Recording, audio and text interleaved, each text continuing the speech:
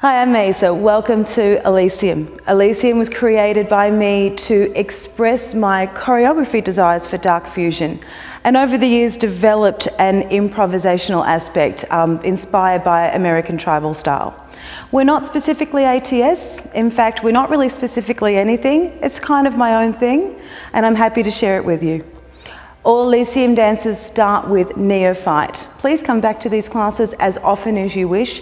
They're simple foundation classes to help you understand my terminology, my techniques, and that you get a little bit familiar with how we set ourselves up so the Elysium moves become relaxed and simple for you.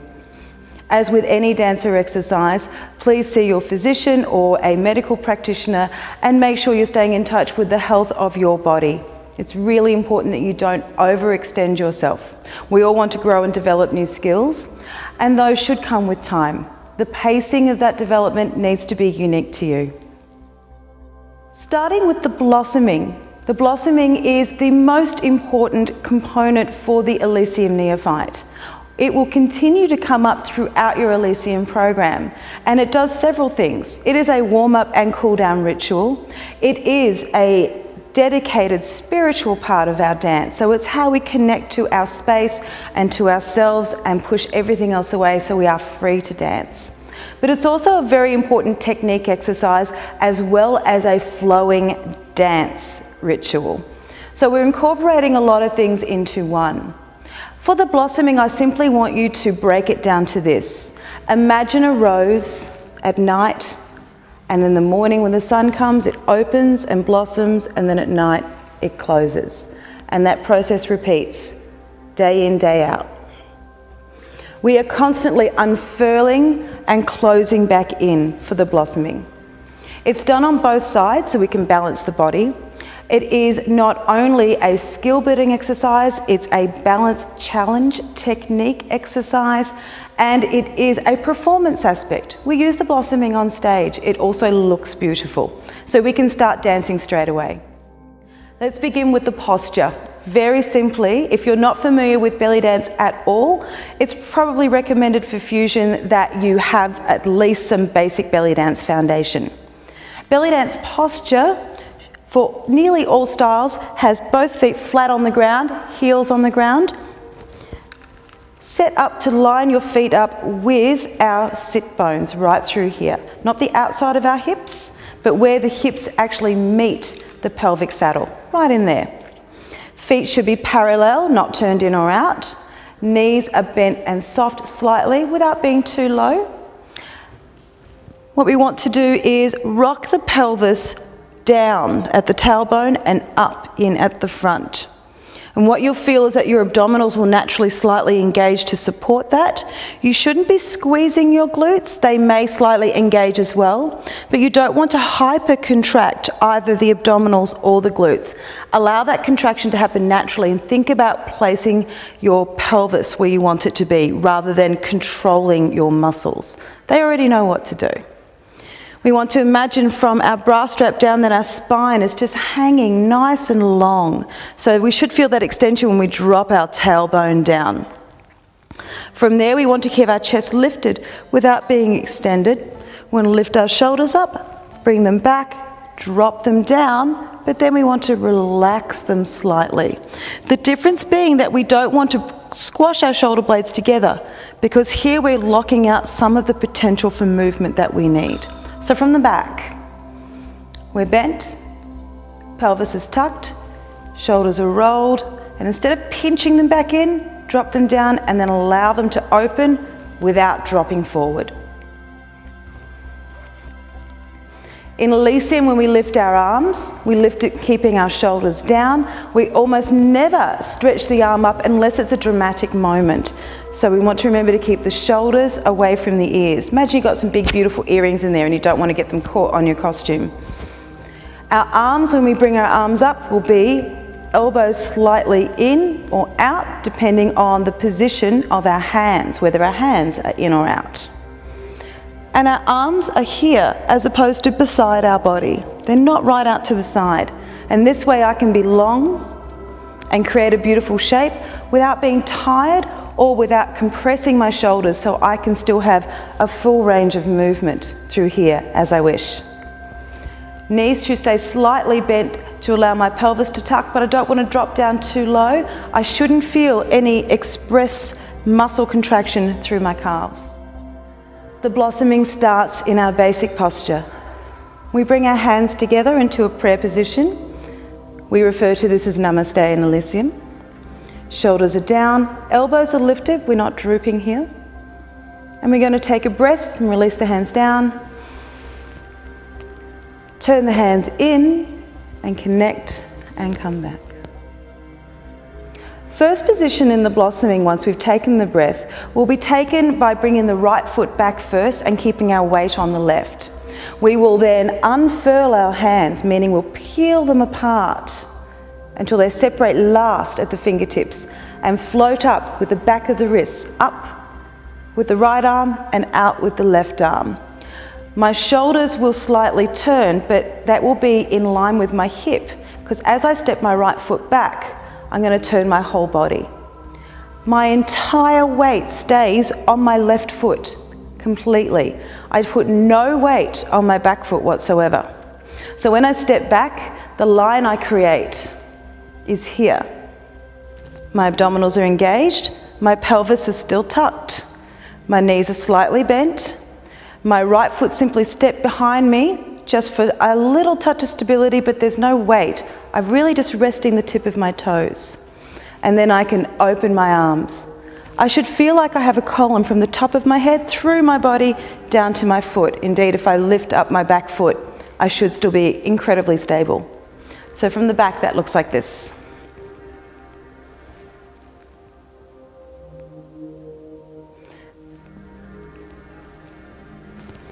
To come back, we simply reverse the movement and bring the hands together. To keep your stability, you want to engage your core. So you want to think about, as you're stepping back, not using your limbs. They're just going to place and create a frame. There's no tension in my hands and there's no tension in my feet. I'm really bringing the control into this area and allowing the control to radiate out from my center. So if I'm strong here with a lovely, strong, relaxed spine and a nice, strong, controlled core that's not too tightly crunched, no squeezing in the butt side, then I can take that moment and really unfurl out and keep my arms, shoulders down, long and engaged, and my hands can be relaxed. And then I can come back in and stay very graceful, very poised, and I feel very stable. From the back, it would look like this. In my basic posture, take a breath, bring the hands together. Stepping back with the right foot first.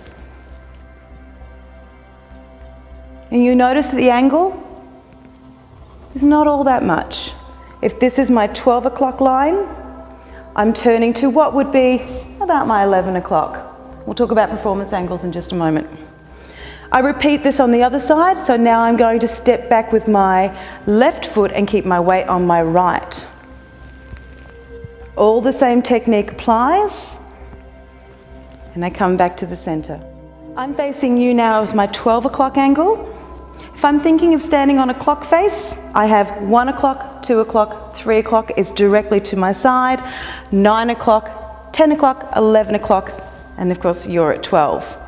When we take the first step of the blossoming, we go from our 12 o'clock to our 1 o'clock angle, and then we go from our 12 o'clock to our 11 o'clock angle. You don't want to overturn and end up facing further than you need to, because you only have to come back. The angles are subtle enough that they can see your beautiful diagonal frame without you being twisted to the side. So we don't want to make it as far as 2 o'clock, and most definitely not 3 o'clock. From the front, position 1 of the blossoming looks like this. We take our breath, and I take the right foot back first, and there's my 11. I'm looking up slightly, but I'm not looking at the ceiling. And I come back, and then I transfer the weight, and now I'm on my opposite foot.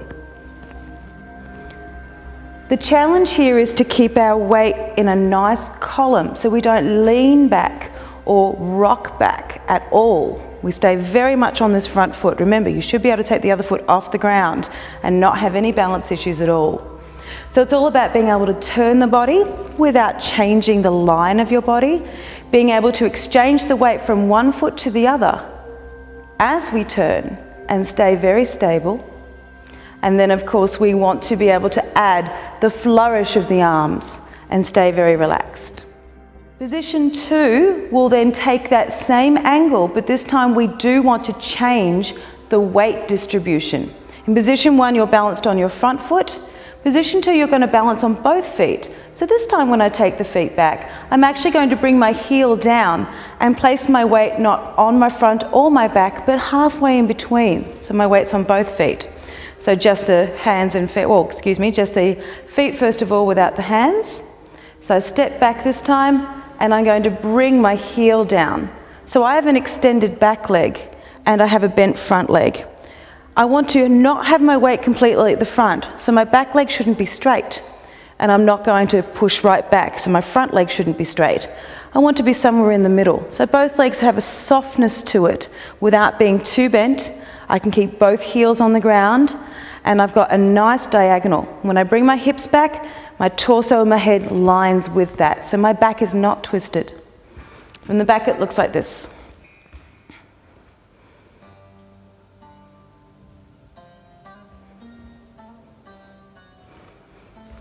The point to position 2 is to practice placing our weight evenly on both feet. It becomes a very good transfer exercise because at some point if I place my weight on both feet, then I can choose to transfer my weight onto whichever foot I like and maintain my stability.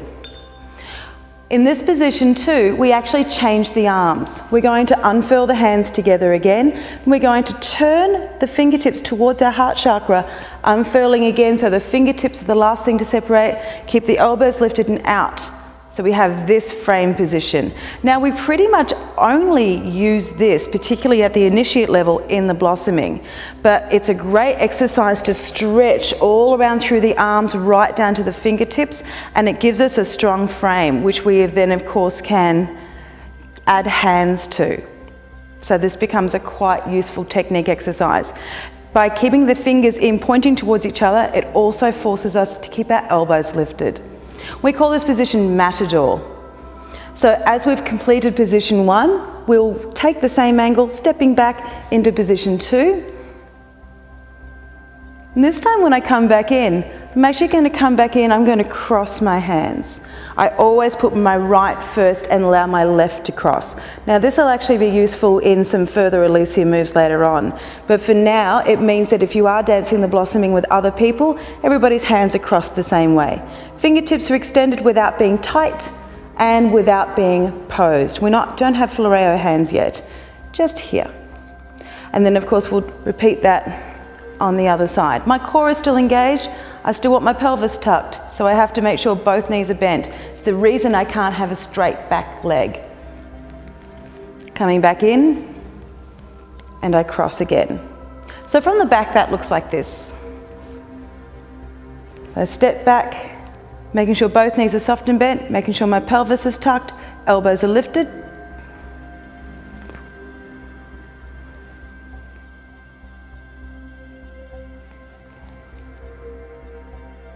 Position 3 is where we really bring in the big challenge, because we are not only going for a new balance challenge, we are now going to twist the back, which we haven't done yet at all, and we're going to do a level change. So things are going to get a little bit different. Position 3 for the blossoming is the most challenging, and it's the one where I recommend you start at the gentlest point and work your way down. Allow me to show you what it looks like. So once I've completed, obviously, the blossoming position 2, I'm going to gesture into this position. So you can see there's a few things going on here. With this position, I'm actually stretching right into my hips. I've got a balance challenge. I've got a nice straight back, but this time I'm twisting a shoulder forward, I'm pushing one shoulder down, and I'm lifting one shoulder up. It's one of those rare times where the shoulder does come up slightly towards the ear. The point for the blossoming position 3 is to get a long line up through the back arm and a curved line through the front arm. So let's talk about the arms first of all. In this position, when I turn my shoulder in. I'm going to take, first of all, my left shoulder towards the ground. I want to drop the shoulder down, lift the elbow, and then I want to turn the hand. It should look like a winding snake right up through here. And then the back arm should come up, the thumb should turn out and away, and there should still be a soft curve through here as well. Shouldn't be ramrod straight at all. So, obviously, hands around the right way, and I turn, and I still take my time getting to this position because I have to change my body. I've made sure that there is a strong shoulder rotation and allow my spine to follow rather than trying to just turn the torso. The turn or the twist shouldn't come from the middle. It should come from your upper back, up through here. So we did it standing. If you weren't able to do the lowest level, you should still be able to get that twist through the back and that positioning. This should be pointing down. You're aiming to go in between your feet, and this should be pointing up. You're aiming to get this somewhat over your head. We don't want to be out here. With the feet, we're actually going to step back again like position 1, except this time the feet are going to stay extremely close together. In fact, I'm only just going to place my right foot behind my left. So if I were to turn around so you could see, even on a slight diagonal, my feet just come to here. So they're quite close together. Just to here. The reason I want to do that is I want to get the turn on my hips again, keep my feet and my knees quite close together. My knees are going to separate as I come down, but I want to come down with a long straight back and be able to cross my lower legs together, my calves together for some stability.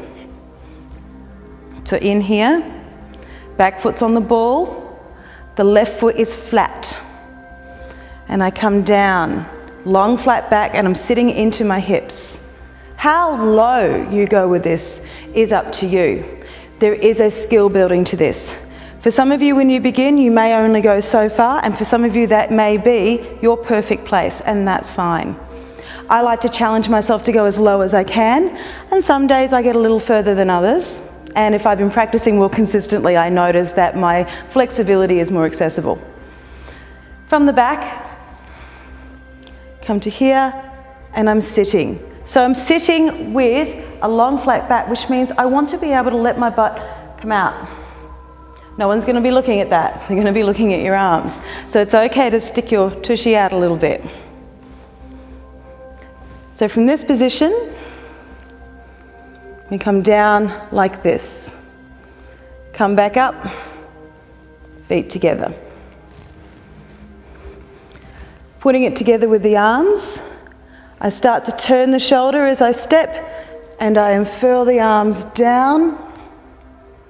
As I come back up, drop this arm down and right your shoulders up first, and then bring your feet together as you come up. Don't try and rise up, no matter how low you are, while your spine is twisted. Straighten your shoulders up first by swinging the arm through. We make like a gathering, like we're splashing water up on our face. And then bring our hands together back to our beginning position. Obviously, we repeat that on the other side.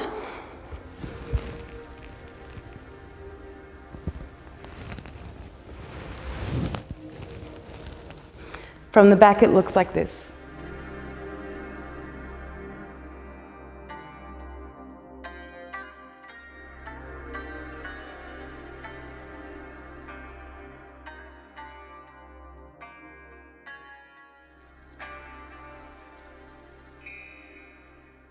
As a warm-up ritual, the blossoming should be done 3 times. Each time you'll find that your body will ease into the movements a little bit more. So you might take the first one very gently, and then the next one you just allow your body to feel where it wants to go, and the third one you might go a bit further, and then we complete with a breath at the end, and we are done. In performance, I tend to do it once. I think it's a nice moment to begin something, especially in a group. It's lovely if everyone's inward facing and we all do it together. Looks all lovely and unfurling with the arms, but 3 times is a bit much for a performance.